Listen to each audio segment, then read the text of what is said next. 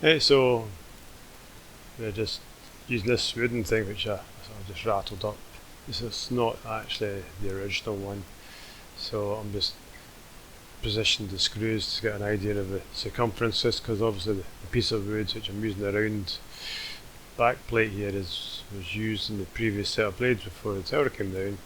So I'm seeing that the circumference is a little bit out, but it's not massively important. I did put a mark on the blade right enough. So I'm just using a set of dividers here, just checking the holes in comparison for a pitch circle diameter, and because that's the true centre of where the blades really act on, is because it goes onto a hub.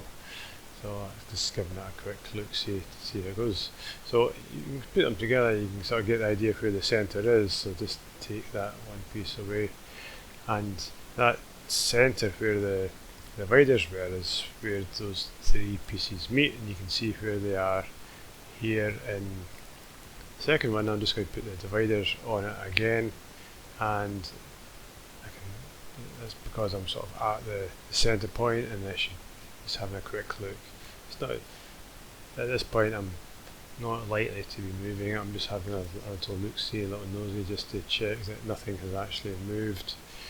So seems to be fine. So it's just a case of now starting to get some screws in them. They're a bit awkward to move them around like this, so it's a bit easier to do one at a time. So yeah, this is a quick pilot drill, which is the same size as the inside size of the wood screws I'm going to be using. So in this case of clearing out the holes and putting the screws in. So I have noticed that the screws I'm going to be using, they don't like going into knots in the woods, and if you sort of force them in, quite often they can break the screw and then you can't get them back out. So it's best just to clear all that out of the way. It just takes a lot of grief out of the whole issue. So just drill the holes first.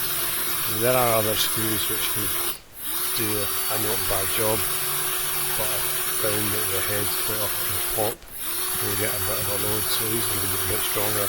So I've been using different screws, but they don't actually cut so well, so they just have to be drilled first. So once that's kind of done, time just put the screws in, and also I've noticed not to overly rattle them in with a drill. It's too easy to just blindly just throw them down there and you can get a problem.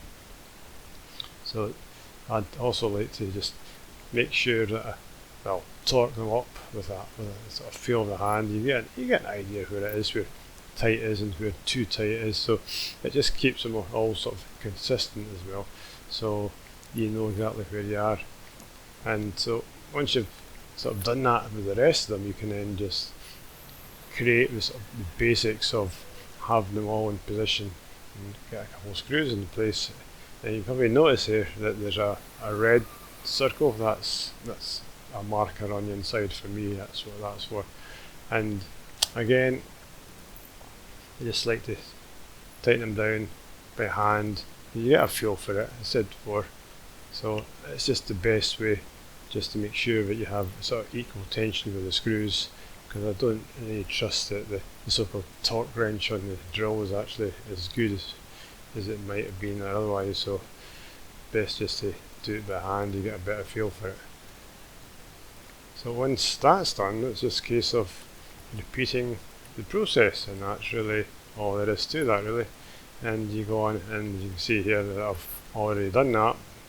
And I also put a little bit of support underneath the centre there because I was putting a bit of pressure in the middle. So just getting that done and get the screws in.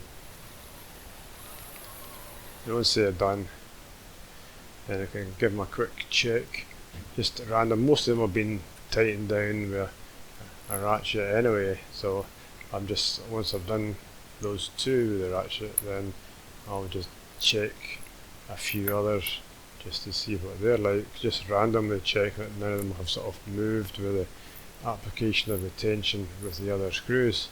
and once that's done, then it's pretty much time to start looking at the other side, which is I wouldn't bother doing a video for, because how many videos can you have just putting screws into a bit of wood, but you get the idea.